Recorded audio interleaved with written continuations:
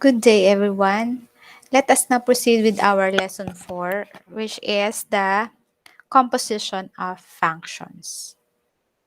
Let us first have the definition of composition of function.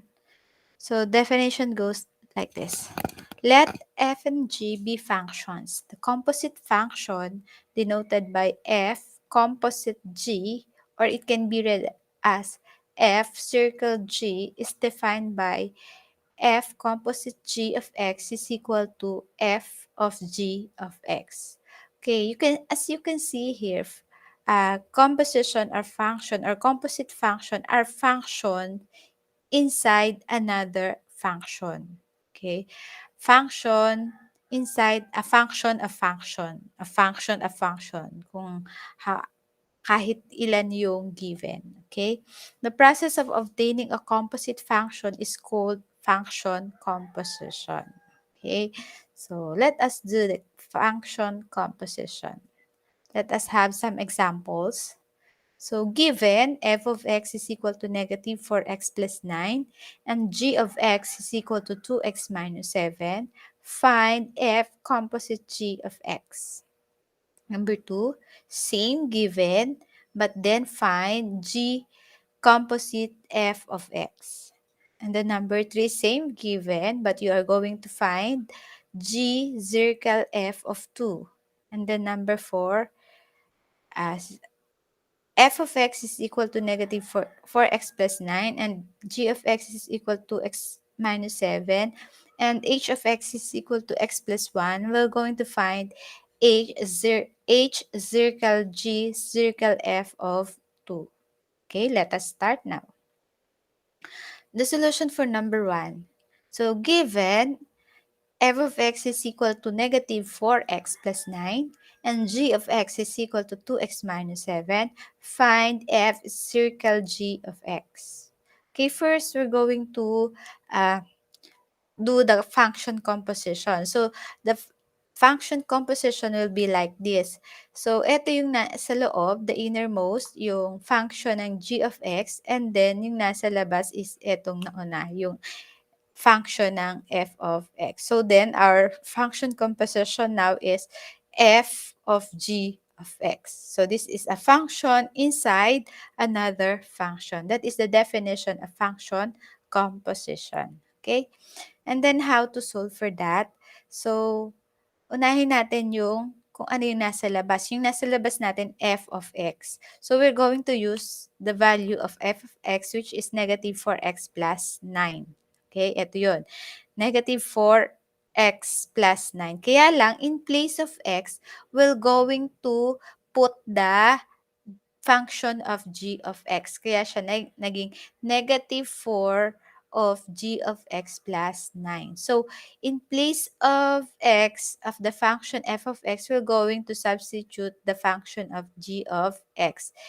And then we're going to substitute this by its value. Ano yung value ng g of x?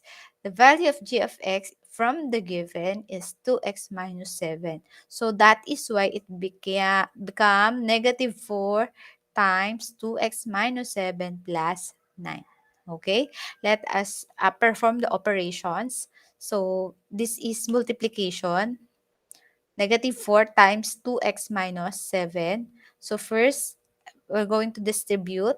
Negative 4 times 2x is negative 8x. And then negative 4 times negative 7 is positive 28. Just bring down 9. And then simplify. So, combine the similar terms. Just bring down negative 8x. And then 2x plus 9, that is 37. So, our answer is negative 8x plus 37. Let's move on with number 2. If f of x is equal to negative 4x plus 9 and g of x is equal to 2x minus 7, find g circle of x, sorry. Find g circle f of x. So, the function composition will be like this. Magiging baliktad siya. Now, yung nasa innermost part is the f of x or the function of f of x. And then, nasa labas natin is the function of g of x. So then it will become g of f of x. So that is from the definition of the function composition. And then let's substitute. In place of x, we will write the f of x. And then we will substitute in place of f of x is the value of f of x, which is negative 4x plus 9. So that is why it becomes 2 times negative 4x plus 9 minus 7. Okay? And then perform the operations. 2 times negative 4x is negative 8x, and 2 times 9 is 18. And just bring down minus 7. Simplify. So bring down negative 8x. 18 minus 7 is 11. Okay, so our answer is negative 8x plus 11. Okay, let's proceed. Number 3. If f of x is equal to negative 4x plus 9 and g of x is equal to 2x minus 7, find g circle of f of 2. So in here, our x have its value already, which is 2. So in place of x, we're going to substitute 2. Okay, let us start. So our function composition became like this. So yung nasa innermost is f of 2, and then nasa f of 2 is inside g of f of 2. Yung g yung nasa labas. Bakit ang dami nating parenthesis? Okay, yan. Ay, dito na pala dapat. Sorry. Okay, step 1, we're going to evaluate first yung f of 2.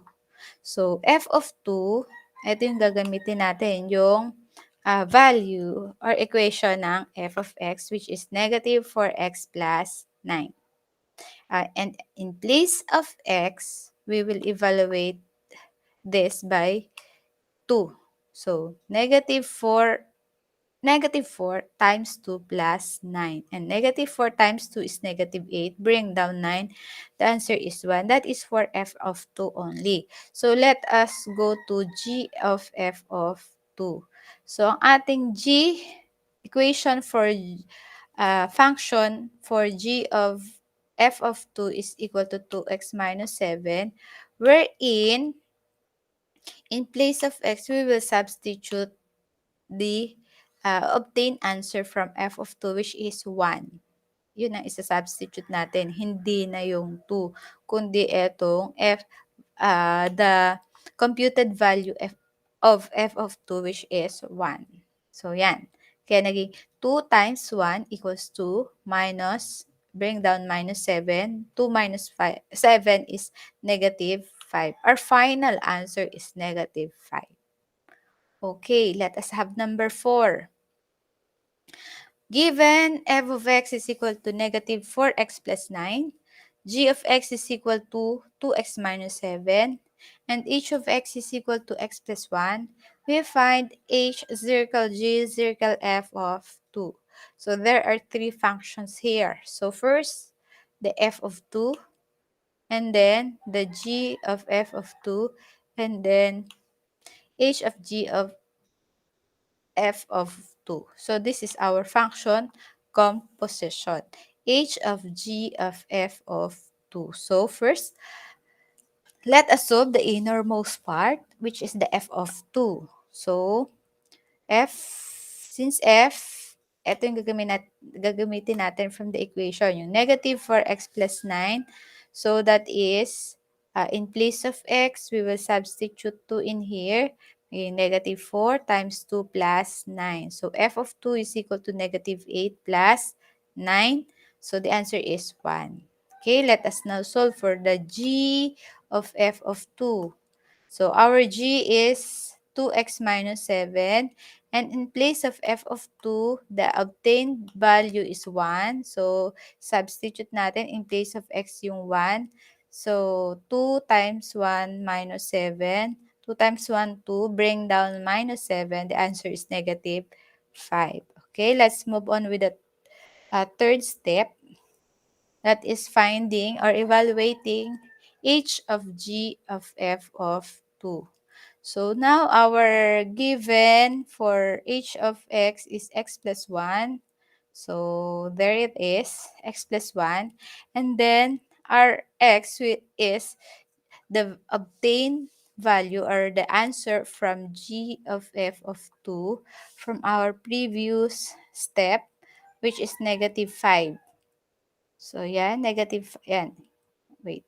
Negative 5 plus 1 is equal to, it should be negative 4. Okay? Yan. So our final answer is negative 4. Okay. Now, before we proceed with your summative test na yung next dito, let us have a short review in multiplication of polynomials. Okay, if you are given this, for example, x, let's say x plus 2, sorry, x plus 2, x plus 2 times, so another parenthesis, so this shows a multiplication, let's say 2x minus 3. So in here, we're going to use the distributive property. When you are when you are using the distributive method, isa-isa natin siyang i-multiply. This is the first polynomial, which is binomial, and then multiplied by another binomial. So we're going to use here the FOIL method, yung first term to first term. Ang first term dito is x, ang first term dito is 2x. So x times 2x, ganun, isa-isa. So x times 2x is 2x squared. Yan. And then, 'di ba? Sunod, after we distribute the first term to the first term naman dito sa second term ng second binomial. So x times negative 3, the answer is negative. Ayan, wait lang. Answer is negative 3x. Okay? And then, okay na tayo sa first term, na-multiply na natin sa dalawa. And then, yung second term naman, yung i-multiply natin dito sa dalawa. Next is the inner term. So, 2 times 2x is positive 4x plus 4x.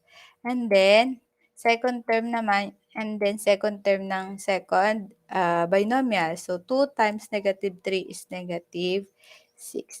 Always remember that when you are doing the operation or the multiplication of binomial by another binomial through the distributive process, ang laging answer nyo dyan is 4 terms. 1, 2, 3, 4. Kasi yung iba nagso-shortcut. Yung isa na lang yung gitna. Okay? And then saka mo siya i-simplify. So you will combine the similar terms. So just bring down 2x squared kasi wala naman siyang katulad. And then negative 3x and positive 4x are similar terms because they have the same variable and same naman yung exponents nila. Kaya we can add their numerical coefficient. So negative 3 plus 4 is positive 1 and then copy x. So no need to write 1. So our answer is simply x. X na lang, which is positive. Okay, and then bring down negative 6. Okay? So, do not forget that kasi yan ay you will encounter this in your summative test. Okay? This is example of multiplying polynomials. Okay? Ay, wrong spell. Okay? So, let us proceed with your summative test. So, I gave you 1, 2, 3, 4, 5, 6. 1, 2, 3, 4, hanggang 9.